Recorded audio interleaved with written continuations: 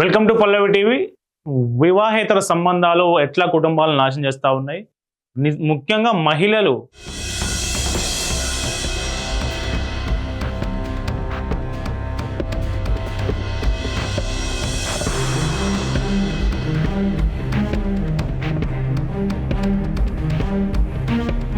బయటి వ్యక్తితో సంబంధం పెట్టుకొని భర్తలను ఎట్లా చంపుతా ఉన్నారు అనడానికి ఇప్పుడు నా వెనుక కనిపించే ఈ ఫోటో విజువలే ఉదాహరణ. మనకు ఫోటోలు కనిపిస్తున్న ఈమె పేరు సంధ్య.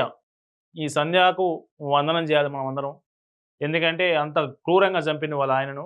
సో ఇక్కడ కనిపిస్తున్నటువంటి ఈయన పేరు, ఈ యువకుడు పేరు ప్రశాంత్.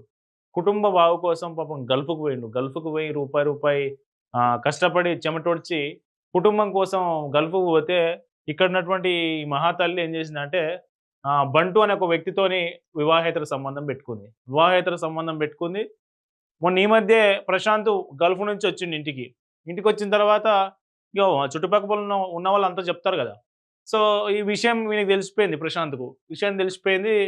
నేను కుటుంబం కోసం బయట దేశాలకు పోతే నువ్వు ఇల్లు దాటి బయటికి పోతున్నావా ఎట్లా అని వీళ్ళిద్దరి మధ్యలో గొడవలు జరుగుతూ ఉన్నాయి.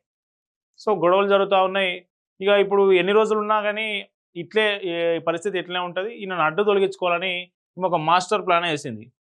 ఏం చేసింది మాస్టర్ ప్లాన్ అంటే, బాగా మద్యం తాగిచ్చింది. మామూలుగా రోజు తాగే కంటే ఇంకెక్కువ తాగబెట్టింది.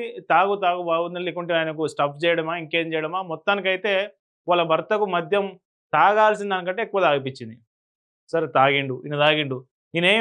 ఈమె మీద అనుమానం లేదు, చంపేస్తుందన్న అనుమానం లేదు.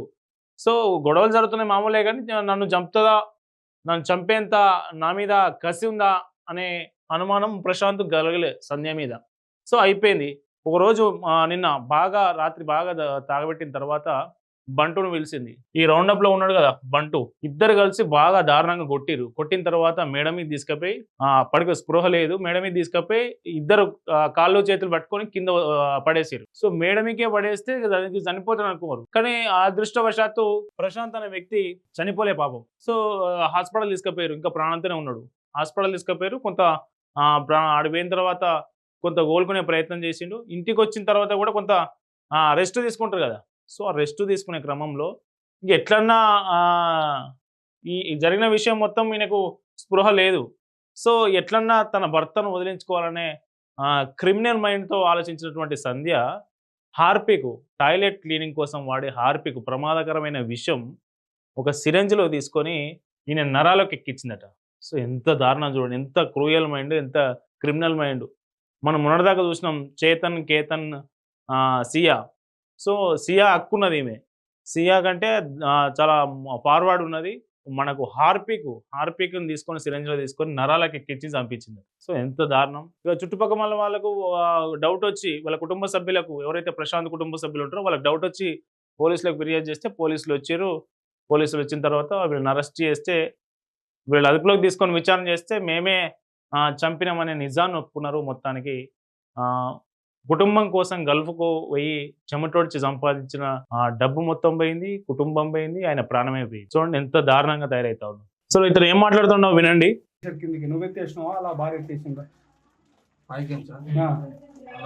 నేనైతే అన్న ఫోర్స్ నేను ఇద్దరం కొట్టుకున్నామే. మేము కొట్టుకున్నాక వైఫ్ ఆమ్లెట్ తీసుకొచ్చిందా, ఆమ్లెట్ తీసుకొచ్చినాక తర్వాత ఇక నేను కొద్దిగా ఆయన కొద్దిగా ఫోర్స్ ఇట్లా ముందరికి వచ్చేసాం. ఇక నేనే లేపేసి నాకు ఒకటి లేస్తాడా, అలా వైఫే వేసి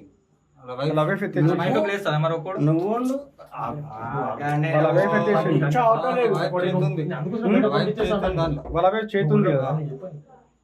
ఇదంతా ప్రీ ప్లాంటే కదా, ఇదంతా ప్రీ ప్లాంటే కదా. ఆమె ప్లాన్ నువ్వు ఏం చేయదు, ఆమె ప్లాన్ ఇదంతా డబ్బులు ఇచ్చిందా,